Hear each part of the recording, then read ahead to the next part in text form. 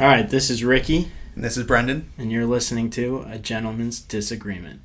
What I wouldn't give for the hope I used to find in a case of lion's head. Folks of different minds, because even though it did not share the pains we share, that American ideal, friends made over arguments in an early morning buzz. Need an early morning buzz. All right, Brendan, it is Wednesday, November 6th, the day after the day. Um, Yesterday is an interesting day in history, not election day per se, but November the 5th. It's one of my favorite lesser known holidays. Remember the 5th of November, gunpowder treason and plot. I see of no reason why the gunpowder treason should ever be forgot. There you go. Guy Fawkes Day. I believe they tried to blow up the parliament and kind of start England over again, but it failed. But things happened yesterday and they succeeded, so I guess we're here to talk about it. Wow, what a loaded introduction that was. Okay, Ricky, I'll give you another little movie line. I'm a little tired, I'm a little wired, but we're here to do this. As I had said in the preview episode, the one we did right before the election. I said I'll be up all night. I know that you won't be. So I refrained largely from texting you, but I stayed up through it until like the acceptance victory speech before I went to bed. And Ricky, we've long talked about the importance of giving some time and some space before recording, and that's what we've often tried to do after serious incidents, whether it was January 6th or October 7th or some of the assassination attempts. We were like, hey, there's going to be plenty of hot takes out there. Let's give That's not what we're trying to do on this podcast. Let's give it some space and digest it. And so there's that. And yet we're here tonight, the day after the election, which is still in many ways, while the presidential race has been decided, there's still a lot of things that are up in the air, and we know that. But there is something to be said for just kind of recording in the moment of like while you're in your emotions and your feelings and your thoughts, and we don't anticipate this being some kind of like we're going to make sense of everything that happened yesterday. There's still so much to process and unpack, and people that are far smarter than us will do that over the coming days and weeks. But what we've always tried to do here, we said this in the newsletter, our monthly newsletter that we sent out in October, just last week. We're like, whatever happens, we'll be here to talk about it. We're going to try to do the best we can to understand emotions that you and I might be feeling and that lots of other people might be feeling. We understand that we can only have our own perspectives, but try to be empathetic to all perspectives, people that are overjoyed today and people that are scared and sad today. So again, we as usual, we don't expect to have any answers here, but we'll do what we try to do and talk through it as best we can. Yeah. Yeah, I think that's right. It's largely going to be a hot takes episode, but for what it's worth, I guess in sort of these momentous moments, it's important to take stock of what you were thinking at the time and whether you change your opinion over time, I think obviously remains to be seen. If it makes you feel any better at all, I woke up at like 3:15 and made the biggest mistake of checking my phone, and then I think I laid awake for like the next 3 hours or so. Just Oh, I mean, thinking. we overlapped there. I should have texted you. Yeah. Yeah. No, I would have been ready to go at that point. So I'm glad we gave it a few hours of space. Yeah. But yeah, where should we begin? All right. All right. Before we do that, kind of two things. Rick, you and I are going to talk first and kind of hash things out. Then we're going to bring on a close personal friend of ours who's been super invested in this race and the success of this race to get the perspective of someone that's feeling really good right now. And I think that's a important perspective because there are millions of Americans feeling that way today. So we're going to bring him on after this. But before you and I get into our discussion, reminder the podcast is brought to you by the hardworking craftsmen over at Cannon Hill Woodworking. They've been building handcrafted high-end custom tables and desks in Boston since 2018. That's Cannon with two N's. Check them out on Instagram or visit them online at www.cannonhillwood.com. Ricky, this isn't really a pun because I imagine some people aren't really in a jokey mood listening to this. But this is maybe a feeling some people might have where I spent the whole day trying to carve a ninja out of wood, but I just ended up with a load of splinters. Ooh, a little Ninja Turtles joke. I like that. Thank you. There we look. That's all right. After a Nicolas Cage quote, we get a Ninja Turtles joke, and we're just We rock. are. Look, Ricky, we are on each other with same wavelength with the references. That'll probably end when we come back from this break, but so far is a positive start to this.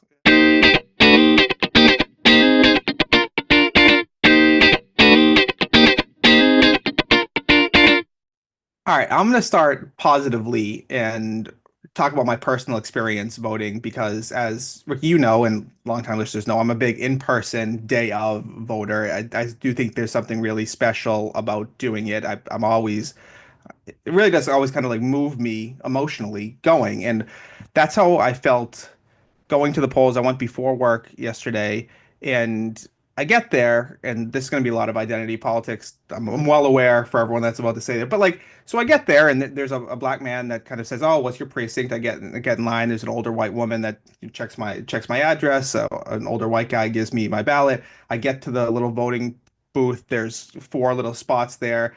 To my right is an older Asian man. To my left is a younger white man. Across from me is a Middle Eastern lady with a hijab. I'm kind of, I get in line. I'm behind an older black man. The police officers, an Asian police officer. Like, I was just kind of looking around and I was like, look at all of us from whose families kind of came from all over the world at different times, and we're all living in this neighborhood together, and we're all here casting a vote. And I really had the chills walking out of there with like a big smile. It was a beautiful day here on the East Coast, right? And it was just like, I don't know how it's going to come out in 12, 15, 24 hours, but very cool that, this kind of collective communal experience. And 2020 had record turnout with the highest in a century. In 2024 in a lot of places either kind of approached or exceeded that. I know I just want to get this right, that in California, Nevada, Colorado, Wisconsin, Michigan, Maryland, Delaware, Georgia, New Hampshire all set records, like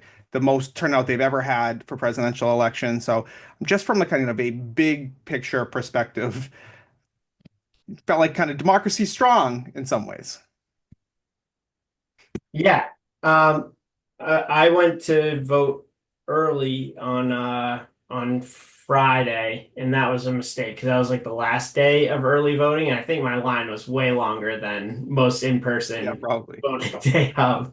But we stood in Ginny and I stood in line, and you spoke to this 80-year-old woman in front of us who I was actually at the end of thinking about it, was a little upset with the poll workers that didn't come over and like give her a little bit of a fast track because she had a cane and we were out there for close to 45 minutes. But anyways, it was like a very interesting conversation and she was just so excited to be there. And like at one point the guy comes by and he's like, "Yeah, if you have a mail-in ballot, you can drop it off out front." She's like, "Hell no, you think I came all the way out here to drop off a mail-in ballot? I'm here to vote." So I do appreciate that people still feel so strongly about their participation in democracy. Like I think it is important to note that a lot of people did go out and vote more than you know maybe like the last 20-year average. I will say still we're missing about 40 million or so. Yeah, but you have traditionally not been a big advocate for increasing the voting pool, so I'm not sure that's No, your. no, Yeah. certainly not. But I think if we're at 150, then it should be for everybody, or we should limit it a lot, a lot. Yeah, we've long talked about it, potentially having a holiday and making it as easy as possible. I do think we've made strides in those areas in the last few years, which is great, and I think that's probably been a huge part of the increased voters more people voting because there's more ways to vote, better access, but also people have been tuned in, right? We've said that from the start of the Trump era, is that for better or for worse, he's gotten more people to tune in and to care about these things than people had in the previous cycles or decades, and we've seen that. So, Ricky, what do you got off the top for me? I mean, honestly, I feel a little bit speechless. I almost, when you messaged me about whether or not we should do this, as I am usually the reluctant one when it comes to a hot take session, part of me was like, yeah, I've been thinking about this all day long. I should probably put some thought around how I want to, or, put some words to these thoughts. Otherwise, they just rattle around inside my head, which has been one of the main therapeutic values of this podcast over the years for me. But I don't know. I mean, like, I think I get it to an extent. But let me not start with my thoughts. Tell me, Brendan, how did we get here?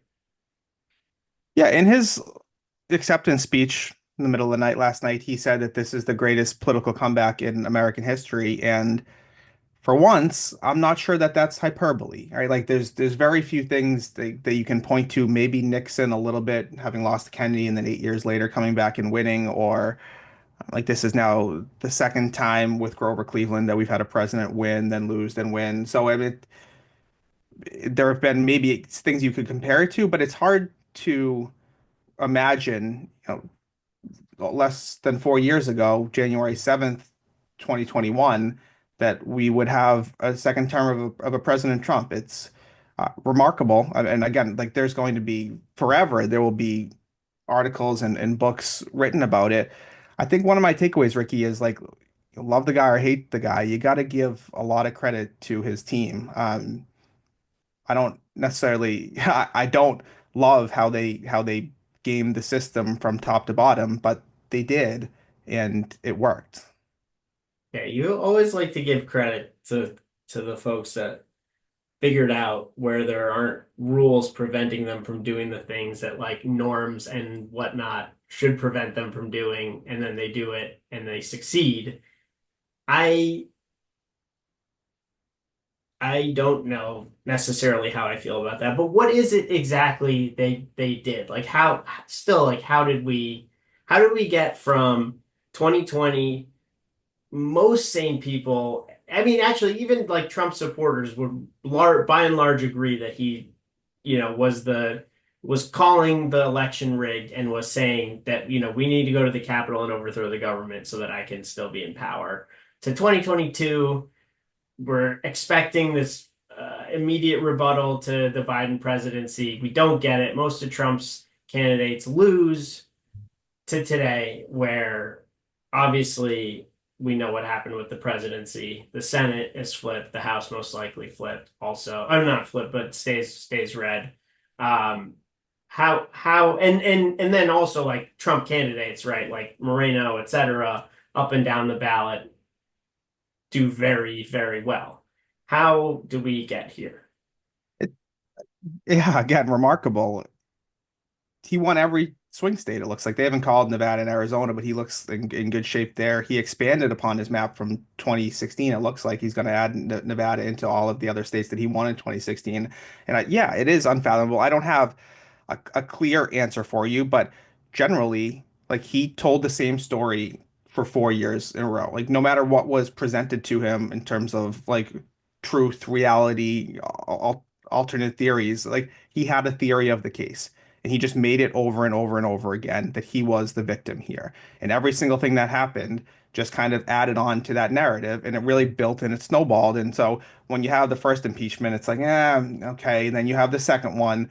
Then you have, the four indictments. You have the criminal trial in the civil trial in New York. And then you have people, his supporters are getting locked up, people, who committed crimes are getting locked up, but his supporters are getting locked up. You call them martyrs.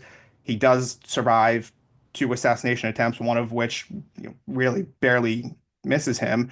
And so that narrative of that he was the one that's being persecuted and that he's kind of the martyr for you, I do think that really resonated. uh, that's part of it in terms of like the Trump effect.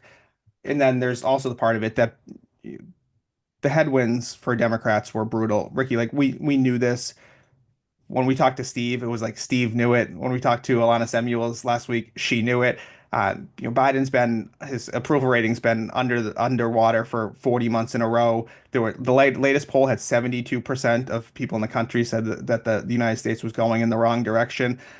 So you just kind of had the Trump, the force of personality of him combined with a lot of forces internally, like with the economy and inflation, and also globally with war, like wars that just didn't exist 4 years ago that exist now.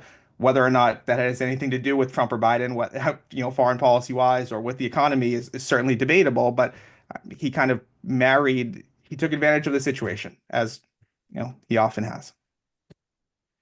Yeah. Yeah. I think the more time I sit with it, I think that is more or less true. And then add to it the sort of societal sexism, racism that whether it's 2%, 1%, whatever it is, in a race that was gonna be this tight is like automatically makes it difficult to get to 50%. I think the inflation like I think you're exactly right in that basically everything that was is not going right in the world, Trump very effectively was like, thanks, Biden, thanks, Biden, thanks, Biden.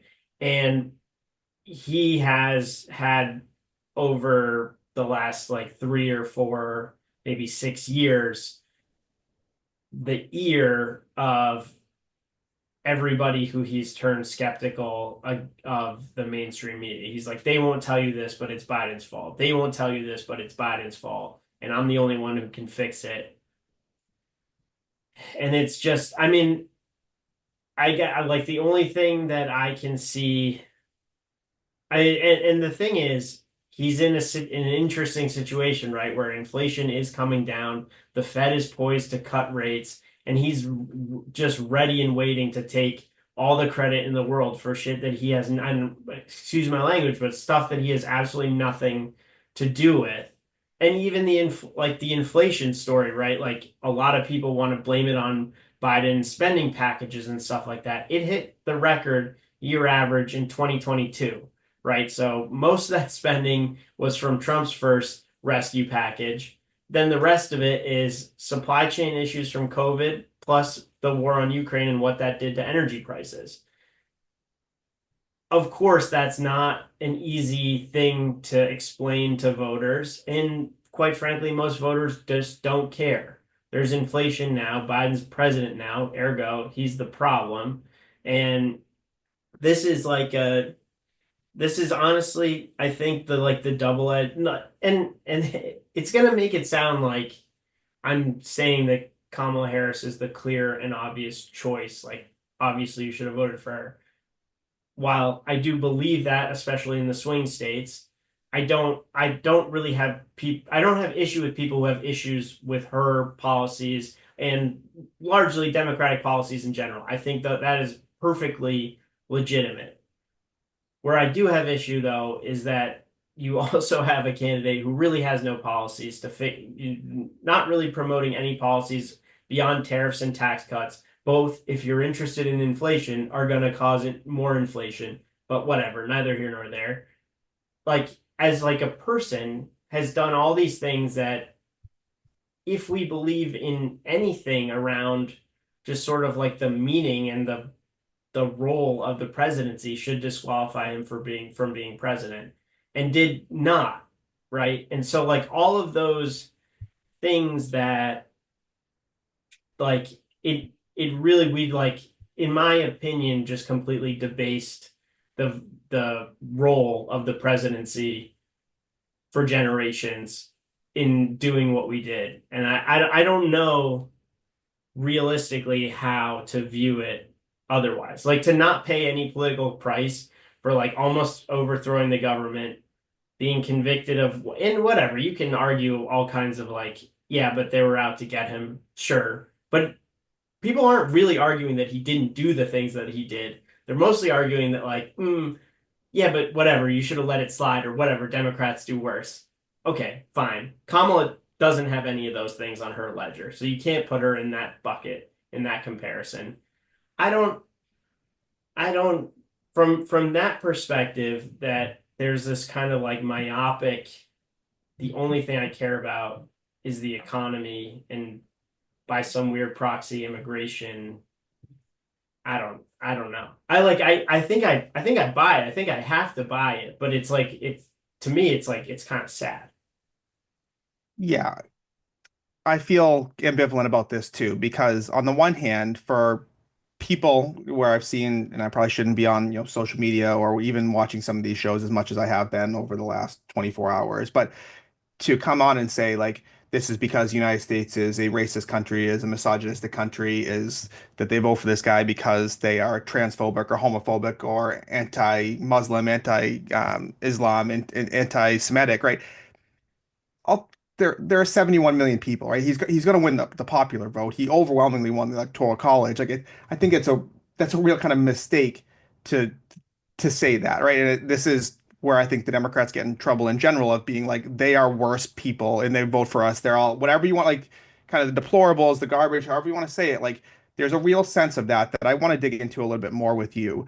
Uh, on the other hand, it would be a mistake not to think that that stuff exists too. That the fact that, well, I'm sure people voted for Kamala Harris because she's black and because she's a woman. I think a lot of people didn't, and I think the fact that Harris kind of topped out around like where Hillary Clinton topped out, like that doesn't seem like a real coincidence to me. And it took me back to the conversation we had with Chiquetta Van Zant, where I quoted some things to her, and I was like, why do black people seem most skeptical of Kamala Harris's candidacy in the sense not that she couldn't be a good or great president, but because they were just like, I'm not sure people are ready. And Jaquetta was like, because we know, right? Like we've lived this our whole lives. And watching Van Jones on CNN last night, who I really like and respect a lot of his opinions, like he was saying that, this is you look at how President Trump has acted, which Ricky is, like you said, he's a convicted felon.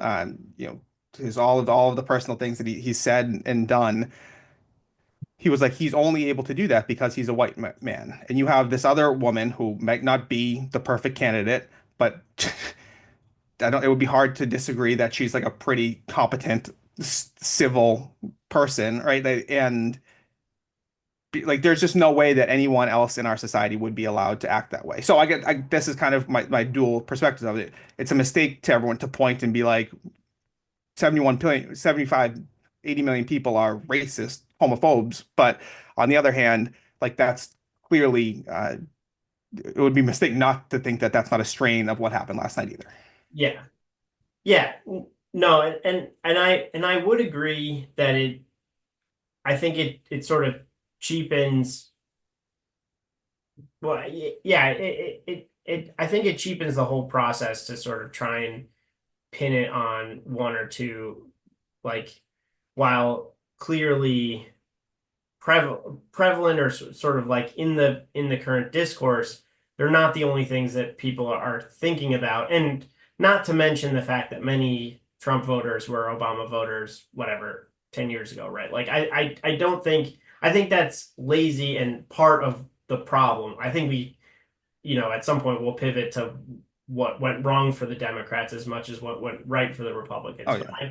I do want to say that like I watched, for however much sports and TV I watch, which obviously here in the Northeast, we don't get like probably the litany of ads that someone in Pennsylvania is going to get, but we got a shit ton and it New wasn't, Hampshire. yeah, yeah, it wasn't super fun to watch, but like constantly, I mean, the Trump ads I was getting was she's for they, them, he is for you, right? Like it was very much directed at issues around trans people, which like obviously the Democrats have a different philosophy and a different platform around those issues than Republicans, but it was not a focal point of Kamala Harris's campaign. Obviously, if anything, she was trying to distance herself from things that she said in the past, which, like, whatever, you could call her a flip flopper. That is the stupidest thing to me ever because who Donald Trump is, right? Like, was a Democrat forever for abortion until he was against it. I don't want to hear anything about flip-flopping. Like, nobody cares about that actually, except for when they're using it to criticize somebody else. So there's like this, I don't know. That I think that in while it seems like you talk to any voter, the answer is, well, it was the economy and my life was better under Trump. The ads and like how they were putting Trump's message across say that they felt like something else was a way to connect. Like we're connecting by telling you that these Democrats are this like radical, non-Christian, whatever group that's like trying to change the culture and the fabric of American society in a way that to me, like I think obviously resonates well with Hispanic and Black men who are often pretty religious, uh, often Christian Catholic, right? So the anti-abortion stuff doesn't bother them. The like pro-gay, pro-trans stuff would definitely bother them. And then you've got this like the podcast crew that's like Democrats are after your masculinity and they want to tell you to not be who you are and who you are is bad. And you know, Trump is here to tell you that like who you are is good. Like I think yeah, that is the I think the piece that I so much wanted to disregard and I think Democrats by and large did and got hammered for it big time. I don't know if you've had a chance to watch the Trump speech, but it was wild. So you have Elon Musk is there, Dana White, who founded the UFC. Dana White gets up and gives like a rousing speech where he shouts out all of these podcasts. Like he shouts out, Joe Rogan and this Barstool podcast and the Nelk Boys. And then you have Bryson DeChambeau, the golfer, is up on stage, RFK, right? I was like, what a way we've fallen from Obama's 2008 like acceptance speech. Like this is the hope and potential of America. Like, how far we've fallen in 16 years. Yeah, well, I mean, it is just a very different reality, right? Like the distrust of the media is such that so many people, and part of the reason why I wanted to talk to our buddy today, like the news sources and how you consider and like understand the world around you is really shifting from like I don't watch TV really like I can't stand either CNN, obviously can't stand Fox News. Like only turn it on long enough to feel my blood pressure go through the roof and then shut it off. But print media, there's still like many journalists that I respect. They're different, like I if I can get different perspectives, but I have to spend the time, like 5, 10 minutes reading like dense articles, when instead I feel like most people are more Yeah. interested in, well, either the viral clips that get shared on social media, which are horrible, but different and I tried to get into it a little bit today. I tried to listen to Rogan's interview of Trump, and I was like, what? I'm in crazy land right now. What is going on? Not necessarily because he was just like making up all kinds of stuff, although he does kick it off with like a very long, basically like a love letter to who's the conservative? Who is the Confederate? Not the General Robert E. Lee. Jefferson Davis. Oh, maybe it was Robert E. Lee. It's probably, I don't know. Yeah, it was either Jefferson Davis or Robert E. Lee. Like Trump goes on like 15 minutes about how all of the generals that he knows that aren't woke, that actually defeated ISIS in 2 days, they all get their tips from Robert E. Lee. Something like that. Which, yeah, Amazing. I mean, like, yeah, most historians will agree Robert E. Lee did a lot with a little. Whatever. But it was like this is it was a 3 hour long interview. Right. But multiple people were like, I would watch them on CNN and MSNBC, be like, I was toss up between Kamala and Trump, but she wouldn't go on Joe Rogan, so Yeah. I can't trust her. I was like, what? Yeah, no, I saw that too. I was like, what a world we're living in. You have the Dana White, the founder of this fighting competition, shouting out Theo Vaughn, who was a Road Rules competitor, as like on the stage in the presidential acceptance speech.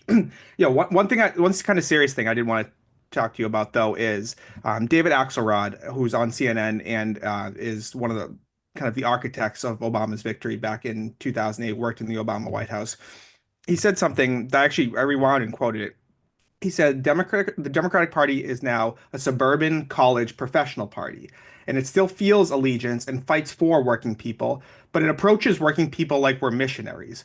We want to help you become more like us. And the implication is that they're less than us. And I told you, I wrote the whole thing down because I was like, that feels like spot on.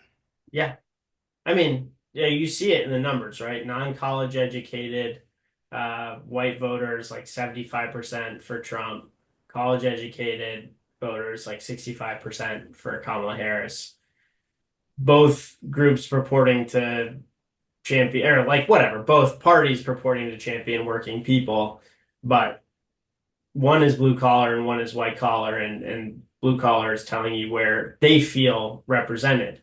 Now, how much of that actually has to do with like economic policy and how much of that has to do with like, do I identify with this person because, you know, I'm being told I'm racist for thinking this, but he's thinking it too. And right? Like, I don't know. There's Yeah, a no, lot. but it is like lots of people vote on emotion and feeling. And like, even though in this pure capitalist society, everyone's supposed to kind of vote, and act in their very best interest, like sometimes like we are naturally, the way we've evolved is to be kind of pack animals and to have a group. And if you feel a certain way, that you've been made to feel like you're less than for whatever reasons because of your level of education or some of your religious beliefs or some of your political beliefs. Like there is this sense of like us versus them. And when President Trump says like the enemy of the people or I'm your retribution, I think that resonates with a lot of people. And it's a kind of an ugly reality. And Ricky, I'll even kind of admit that I sometimes feel that I live up here, we live up here in this kind of bubble in some ways. And like my social media feeds, the people I'm surrounded are a lot of people like us, right? That are higher educated, that are tend to be wealthier than the average American. And so when you kind of see we're inundated with posts of like this is the only way you can do things, like there is some sense of like I want to kind of prove those people wrong. Or I don't want to be like those people. And like I think that's why you see so many people not only voting for Trump, but feeling really proud and passionate to do it in the sense that they won. Last thing I'll say on that is just because you win doesn't make it right. Yeah. Well, I mean, I think that the thing about democracy that we like to believe is that, like, hey, the majority of the people will make the right decision, but it doesn't, like, history bears, would tell you differently that democracies can get things wrong just as often as anything else. And like I, railed against this as well. Like some of our most problematic policies or decisions around wartime where they were unanimous decisions that Right. then turned out to be horrible decisions. Yeah. Um, I think maybe if I have a parting thought though, and like I know that every 4 years an election comes about, and I just get back on my stupid. I don't know if everyone should be able to vote. I think there is something to be said though for an electorate that is susceptible to misinformation in a way that, and I'm not necessarily saying that college educated people are not susceptible to this, right? Like there's this huge issue across the board around people basically just finding information that reaffirms their beliefs. But I think there is something to be said, at least for on these basic issues of like, how do we make, how do we make our industry more competitive? Well, all we have to do is we'll put tariffs on these other countries. They'll pay us, and then we'll make everything here. And like, ipso facto, we have more jobs and they're paying us money, as if it's like a thing that makes any sense to like anybody who knows anything about how tariffs work, right? Like, I think there's like something there. There's something there. I think that's actually a really good segue. We're going to take a break, and then when we come back, we'll bring on our friend Ray to kind of explain why this presidential election, turned out the way that it did and how he's feeling in the aftermath of it.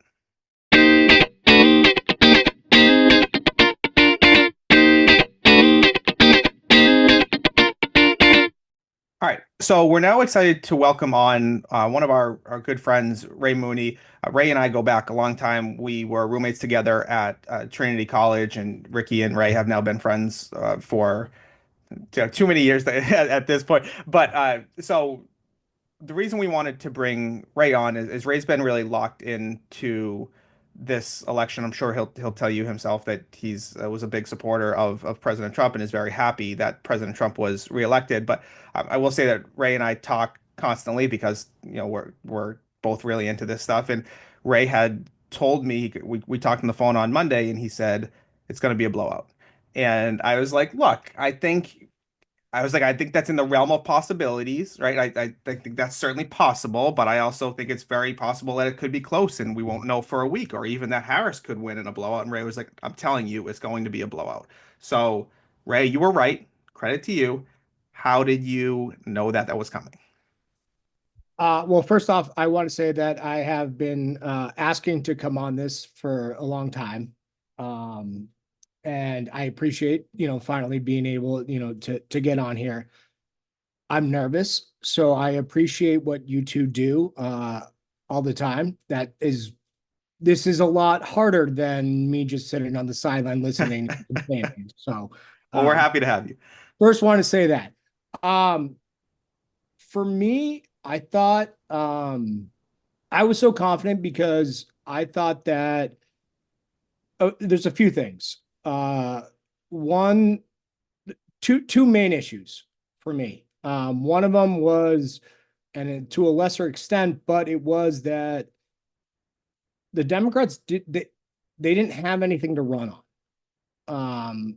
I think when Kamala took over, the message was like a new way forward, which was not, as most people understood, was not something like, you've been there for 4 years, so there's not a new way forward.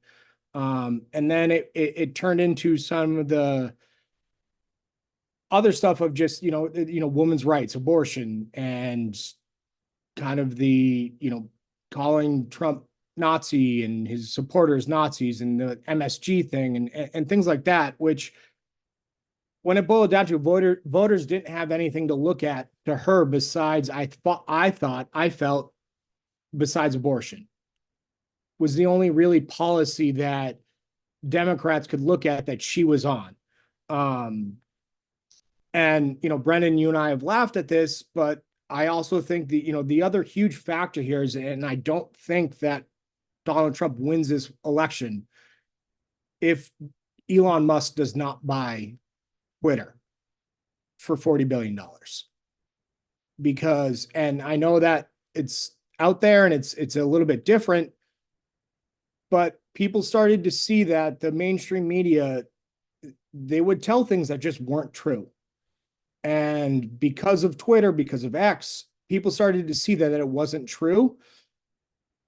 And a lot of people kind of started to rally around that, where, you even had, President Obama last weekend up on stage. I forget where he was, but he said that, Donald Trump said that, white supremacists were very fine people, which we know is not true.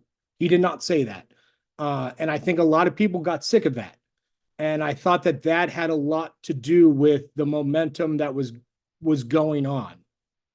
Yeah, and Ray, you've repeatedly said to me in conversations, you're like, the media lies, Brendan, the media lies. And I kind of laugh at you. But to your point, obviously, Ricky and I were just kind of talking about this, that the way a lot of people now consume their news is whether it's social media or podcasts or just kind of clips from those areas, like that's where they get their news. So you said once Elon kind of opened up X, that you realize, maybe you had realized this before, but it maybe became more clear to you that the media was lying and they weren't telling the truth, or at least the full truth. But I guess how do you know that? How do you know that, like, what you're getting on X is more or less of the truth than what you're reading in the New York Times or Washington Post or watching on CNN or MSNBC or whatever? Well, the beauty of 2024 is almost everything is on video. So you can watch the full video, and Republicans do the same thing. So I'm not trying to say that they don't. People edit clips, and they edit clips for their benefit. However, in the last few years, it's been majority of hating on Donald Trump for saying things that were not full context of what he said. And because of X, you saw the full clips. And so people actually realized, like, hey, like, this is not what he said. And I mean, and you saw so many people, prominent people who were Democrats for life, who decided to say, you know what, like, I actually realized, like, I'm in the wrong here. And they switched over to the Republican side, and they switched over to Donald Trump because of them actually doing the research and seeing the full clips. That does not happen if Elon Musk does not buy X. And I know it's a side thing, and it's not policy or anything related, but to me, it is the most important thing that happened in the last few years, for the United States. So I guess I don't want to put words in your mouth, but there would have been this prevailing narrative that Donald Trump, if we look at the race issue, is a racist, but for more evidence on X and people being able to kind of do their own research, they now feel like, hey, these clips were taken out of context and you're doing it deliberately to make him look more racist maybe than he is. Is that, I think, in your view, the primary sort of like still being fed up with the system, the primary driver for at least maybe these independent-ish voters for voting for Donald Trump? Or like, if you're stack ranking issues based on everything that you see, like in terms of like what is getting kind of the Trump base riled up, like where does that fall? Like the mistreatment of Trump relative to the economy or relative to international relations, whatever. So the way I looked at it, I'd say like third. I would say number one, I think, was immigration. I think immigration absolutely killed the Democrats. I'm going to just pull it up. I think it's Starr County in Texas, which is right on the Mexico border, has not gone Republican since the late 1880s. Hillary Clinton won it by 60 points over Donald Trump in 2016. And I'm just pulling it up. He won it by 16 points this year. First time since the late 1880s that Donald Trump, or a county in South Texas, was Republican. Immigration was a huge thing. And I know there were clips of people just like laughing of, people in like Virginia being like, why do they care about immigration? They're not on the border. It was a big deal. The economy obviously is very important. And then I think the third thing is the way that the media treats Donald Trump and the way that he was made out to be this awful person. Do I think Donald Trump's a great person? I do not. I think he is the person that needs to, he's learned from his 4 years, I hope. And he's the person that could go into the swamp and, as you said, Ricky, the machine, and hopefully change some things. I think this time around, he has incredible people. I think that was another part about why I was so confident going into Tuesday night, was that it wasn't voting for Donald Trump. And that message changed a few weeks ago, where Republicans said, we're not voting for Donald Trump. We're voting for Donald Trump. We're voting for J.D. Vance. We are voting for Tulsi Gabbard. We are voting for Elon Musk. We are voting for Vivek Ramaswamy. The amount of people we're voting for, RFK Jr. His people, his team was incredible. And I think that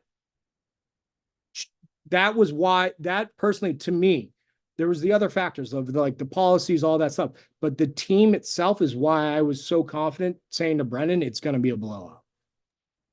Yeah, I said that, Ricky, too, of like, got to give credit to the team and Susie Wiles and Chris Lasavita. Like they ran an incredible. Everyone says it's by far the best of his campaigns with an undisciplined messenger. Like they really stayed on message for the entire time. And you see all of those people up on stage. Uh, Ray, you've been a big JD Vance fan since he's come on the ticket. If Trump had lost, I think Vance would have shouldered a fair amount of the blame, but instead he gets some of the credit. And the speech he gave last night, I thought he really nailed it. He did it in just under a minute, and like the reality is that Donald Trump's old. He's 78 years old, and JD Vance is young. He's 40 years old. So in many ways, like this is the future of the Republican Party, the MAGA Trump movement. That you would say that Donald Trump theoretically only has one term left. All right. So He only has one term left. Like, let's not even he is okay. not going to be a dictator and continue to run this country. That is ridiculous to say. Yeah, only on day one. But Auto industry, and again, another lie by the media. all right. But why have you been such a fan of JD Vance then? I know this is not the best answer, and not something you're gonna love to hear. The media hated him, and that's why I loved him, is because every single person said this guy's an awful person, and I do not trust the media. And I know that this might not be the best narrative for a podcast, but that's why I loved him. And then what you saw from him throughout the campaign, every time that guy talked was beyond impressive. He was articulate. He knew what he was saying. You know, they go back to saying, yeah, he said some bad things about Trump years ago. I think all of us realize that we can change our minds years later. I think that's very simple. But how articulate he was, and Trump said it last night. I put him in the lion's den, and he had no issues going in there. And he stood up there and he just faced everything, and he would come back at them and say, hey, you are lying, or you are not fair. This is how this should be. That's why I loved him. Yeah, I think uh,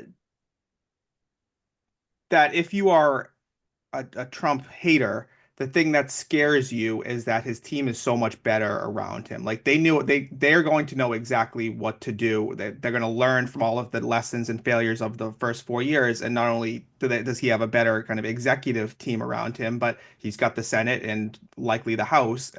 And so if you don't like Trump, I think that's a scary possibility. If you do like Trump and people are like, well, what did he really do during his first 2 years when he had the trifecta? I think you're going to see a very different Trump.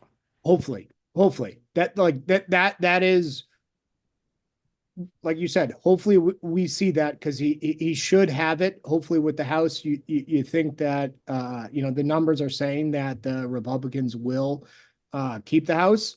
I hope that he listens to these people, because he has an incredible team around him, and I do think there can be some major changes. I love, again, I go back to Elon Musk. I love Elon Musk coming in and just saying, I am going to blow up the government, because there is so many people that there's so much overspending that is not necessary in our government today. I hope that, I think they called it the government efficiency. I hope that happens. But we'll see, because it's also politics, and as much as I love these people or hate them, like they're not always the most honest, with us. Do you feel, and so obviously, as someone who wasn't thrilled with the outcome, do you feel any concern that sort of this time around, like I think Donald Trump, by his own admission, when he won in 2016, was still like, I'm the outsider. I don't really know who these people are, or like who I need to appoint to these different roles. I think like the scary thing for someone like me is he has learned a lot from things that didn't go his way in the first 2 years of his first presidency. And, this time around, he's going to appoint people I'm not questioning their like intelligence or capability, but I think like people whose first and foremost, at least outwardly position is going to be outward, undying loyalty to Trump. Do you worry at all that he won't have any kind of voices that will be skeptical of like, even his most radical positions?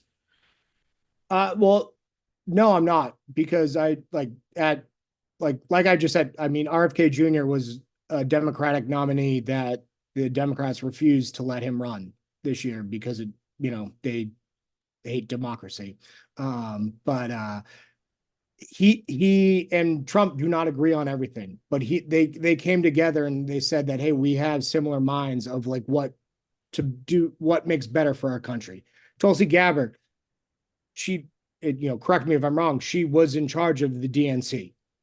And she then came over to the Republican Party because she said, hey, my party, not my party anymore. And I think that's just like he has those people that disagree with him that he's surrounding himself. And he mentioned RFK last night in his victory speech where he said, hey, yeah, I'm going to deal with the oil and all that, but then you go do you.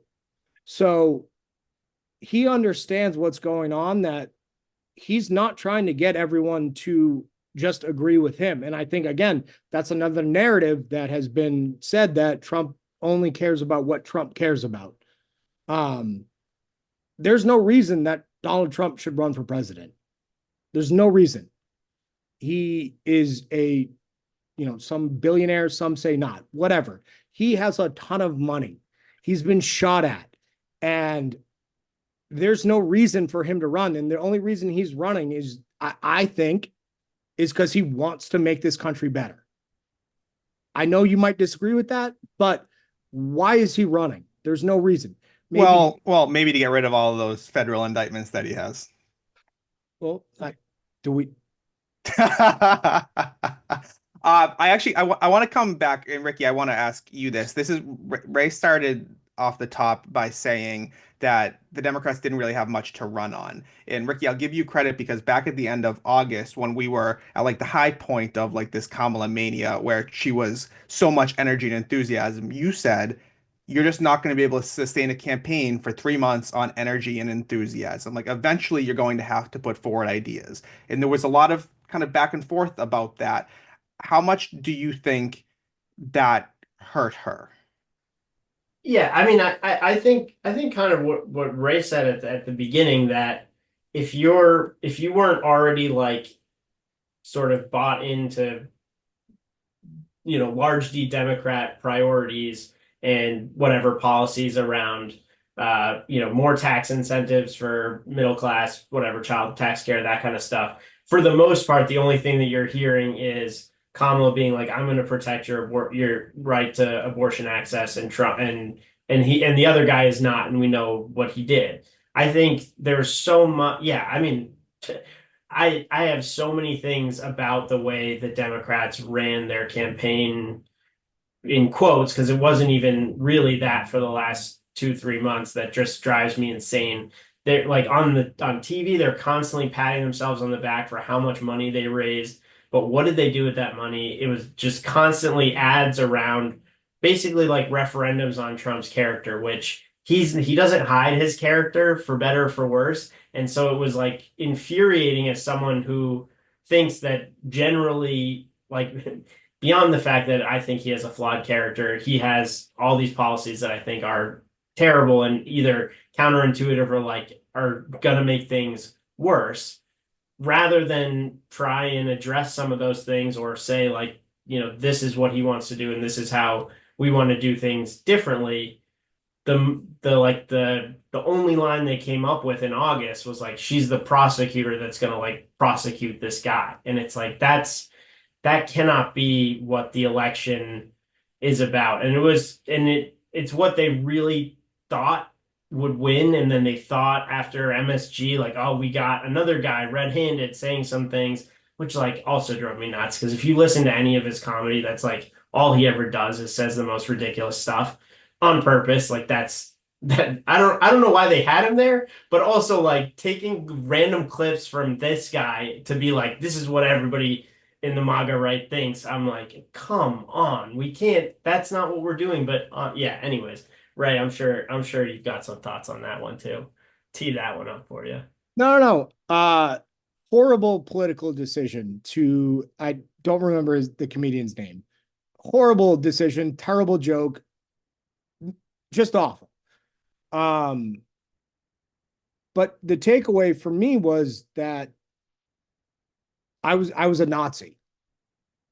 And like that was everyone saying that going to MSG, this rally happened in 1939.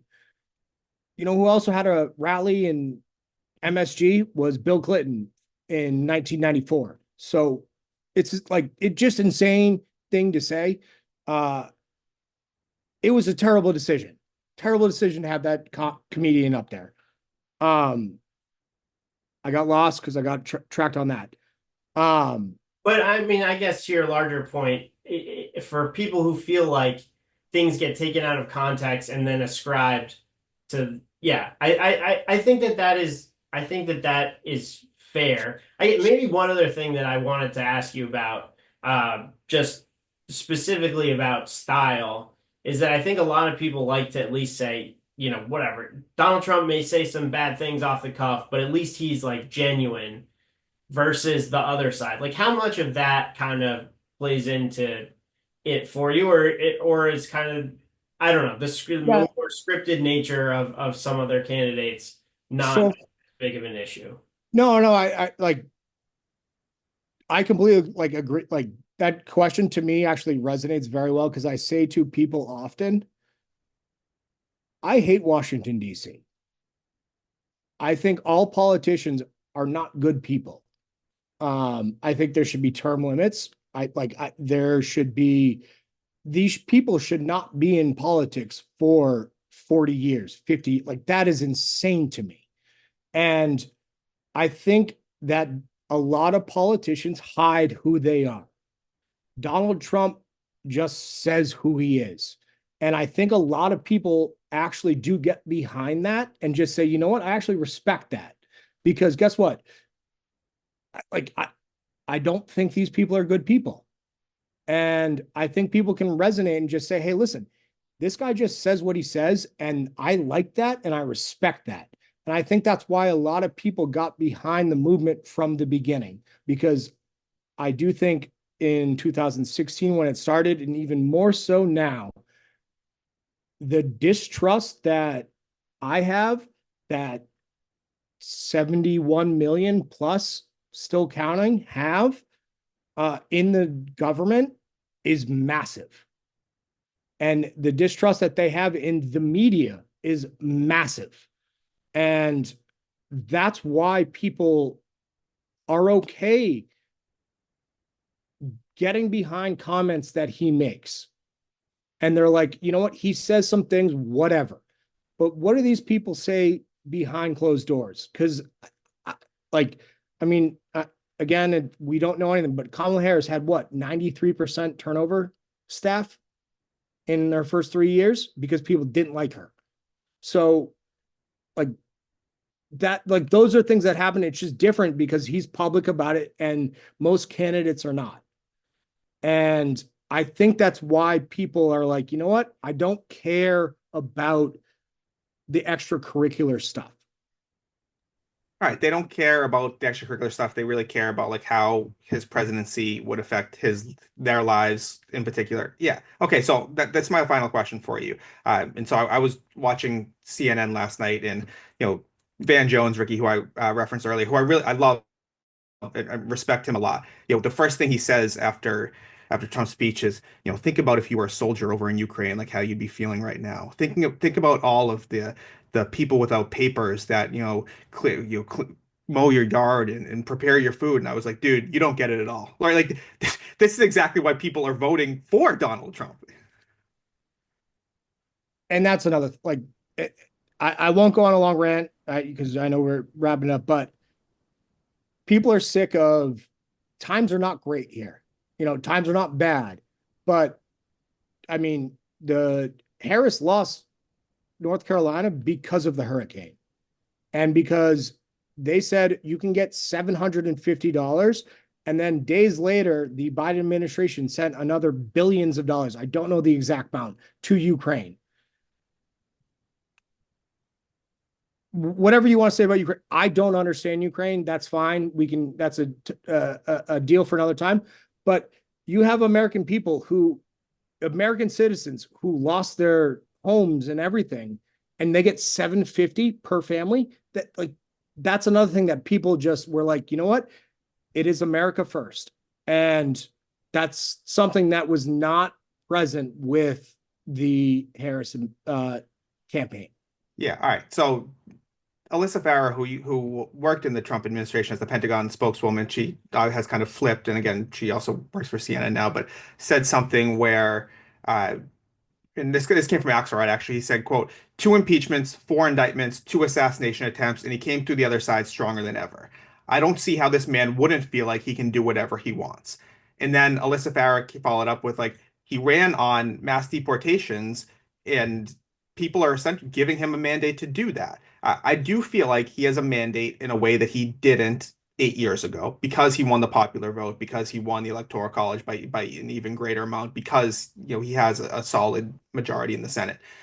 What are you excited about? What's the mandate that you think the Trump administration has over these next 4 years? Well, and I don't know how, so here's the thing. I don't know how, a deportation works.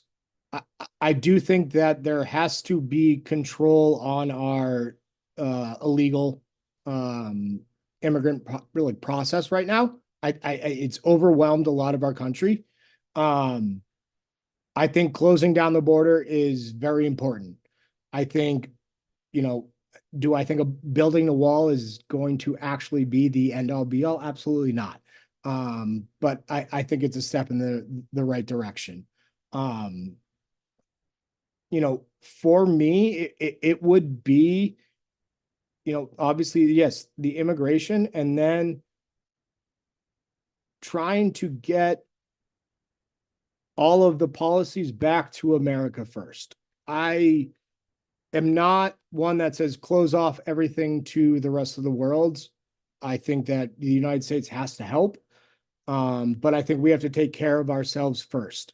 And I think that comes down to, with Ukraine, I think what is happening there, not great.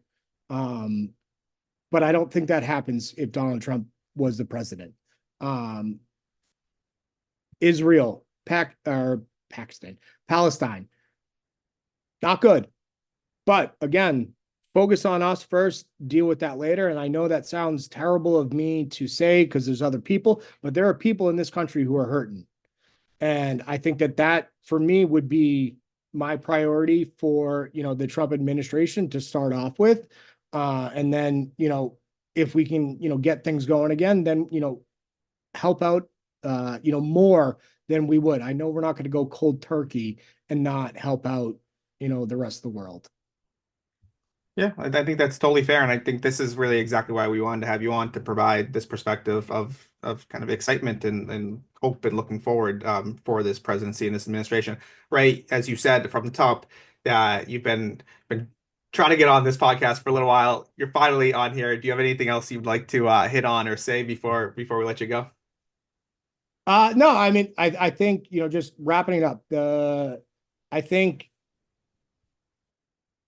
I am a Donald Trump supporter. I have been for a while. I did tell Brendan that it was not even going to be close. I'm very proud that I said that. I knew that because of following the right people on X, and they told me that. I didn't do the, research myself. I just followed the right people who I trusted. But I'm the most excited about the people that he has around him. And I think he learned from 4 years ago, his mistakes. He did not surround himself with the right people. And this time he has, I think, amazing people. I think RFK Jr., I think Tulsi Gabbard. I've said all of them, Vivek Ramaswamy, Elon Musk. I'm just going to say also Dana White. The guy's awesome. But I think he has the right people around him to actually make our country better. And I think I'm excited about the next 4 years. I'm more excited even about after 4 years. I think the Democrats are obviously going to look back at what happened and try to figure out like we made a lot of mistakes here. But if you're looking at like 4 years from now, who's in better position, a ticket of JD Vance and Tulsi Gabbard or Vivek Ramaswamy, it's pretty good to me. So I'm excited about the future. I think he's going to do a great job. I think all the hoopla of him being this horrible, horrible human being and dividing this country is wrong. And I think we're going to come together. Well, I at least always appreciate some optimism to end the program. So, Ray, thank you so much for your time and perspective. Like I said, exactly what we were looking for, and glad you were able to join us. I love you, Ricky. Love you too, Ray.